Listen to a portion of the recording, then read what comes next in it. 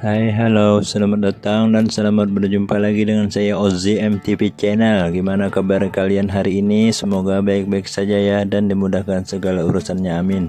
Pada kesempatan kali ini saya akan melihat suasana kota Marabahan yang ada di Kalimantan Selatan zaman dulu. Bagi yang belum subscribe silahkan tekan tombolnya dan bunyikan loncengnya, oke? Oke, langsung aja tanpa panjang lebar. Yang pertama saya tampilkan peta kuno daerah Banjarmasin dan sekitarnya. Ini peta tahun 1825. Ini ada tertulis Tatas, berarti ini daerah Banjarmasin. Mengarah ke utara dari Tatas ini ada aliran sungai yang tertulis Muara Maralahan. Kalau menurut para ahli sejarah yang saya dapatkan infonya adalah Muara Bahan, nama asal dari kota Marabahan. Menurut informasi ini dulunya jalur perdagangan dalam masa Kesultanan Banjar sebelum dipindahkan ke Banjarmasin. Di peta ini kita bisa melihat bahwa penduduk di kota Marabahan sudah ada sejak dulu. Simbol kotak-kotak warna kuning inilah yang menunjukkan perkampungan di Marabahan zaman dahulu.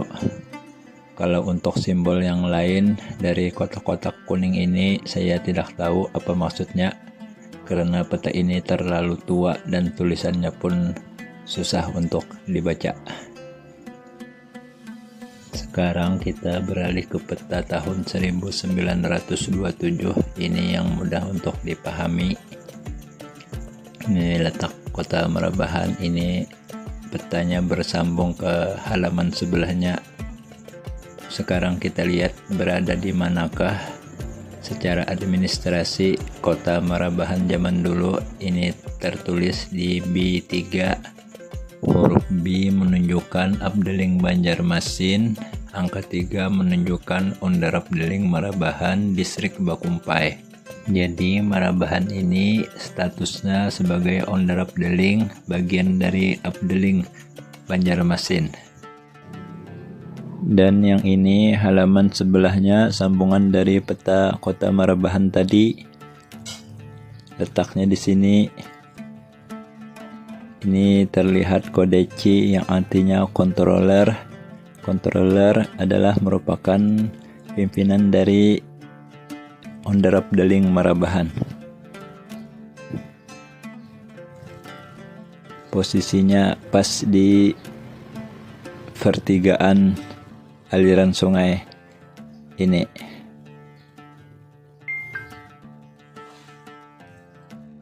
Kita lihat dari peta zaman sekarang, di daerah sinilah kantor controller zaman dulu menurut keterangan peta tadi.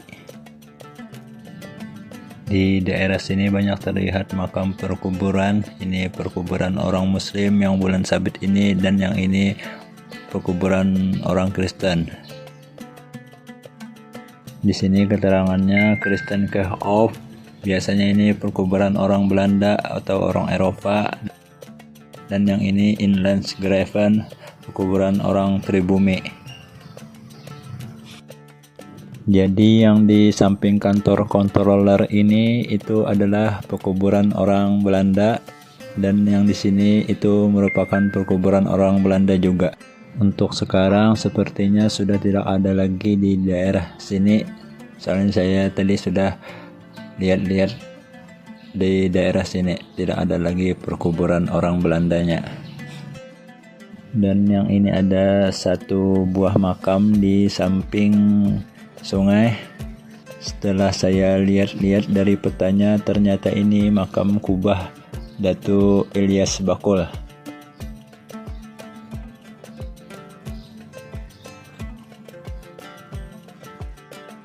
Dan yang warna hijau-hijau ini rumah-rumah penduduk. Saya lihat dari Google Map tadi ada sebuah bangunan rumah peninggalan zaman dulu yang masih berdiri sampai sekarang. Lokasinya sekitaran sini.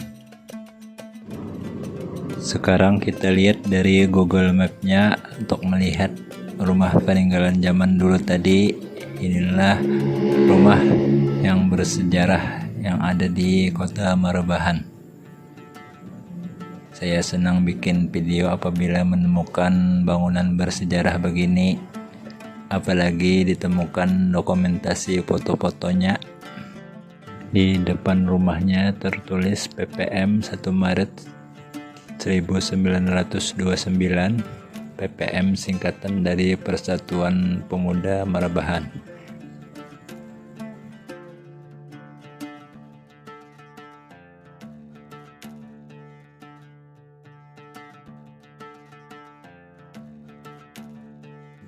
Kita lanjutkan melihat peta yang di halaman sebelahnya tadi. Ini ada sebuah simbol masjid. Yang ini dari letak posisi masjid di peta tadi persis berada di daerah sini.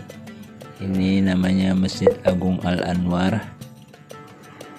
Entah bagaimana bangunan masjidnya zaman dulu, saya tidak menemukan foto-foto dokumentasi zaman dulunya. Ternyata di halaman yang ini banyak juga simbol dari bulan sabitnya, simbol dari perkuburan. Ternyata perkuburan tadi diantaranya adalah Kubah Datu Abdul Samad.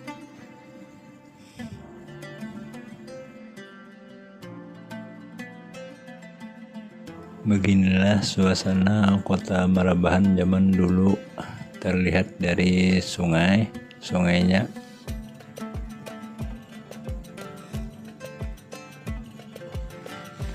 Orang naik perahu, kalau orang Banjar sebutnya itu jukung. Nah, ini termasuk Sungai Marbahan juga. Entah di mana lokasinya sekarang ini. Dan ini agak terlihat luas aliran sungainya.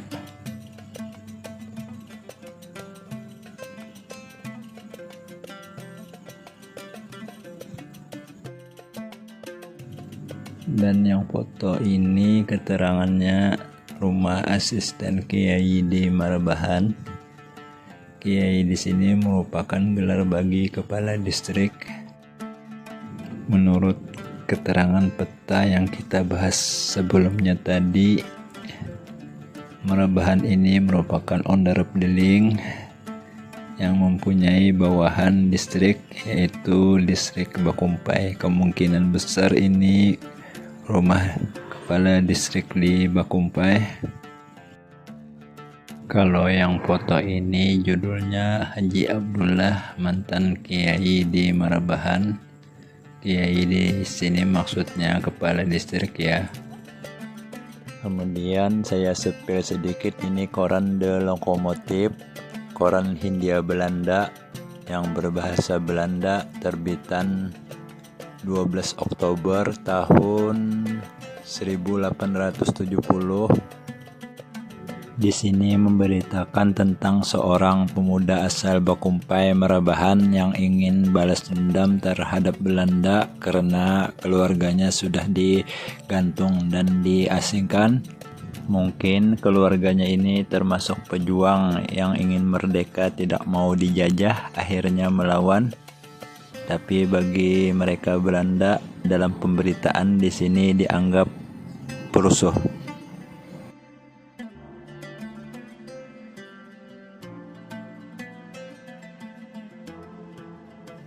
Ini terjemahan dari koran tadi yang sedikit-sedikit dapat dipahami.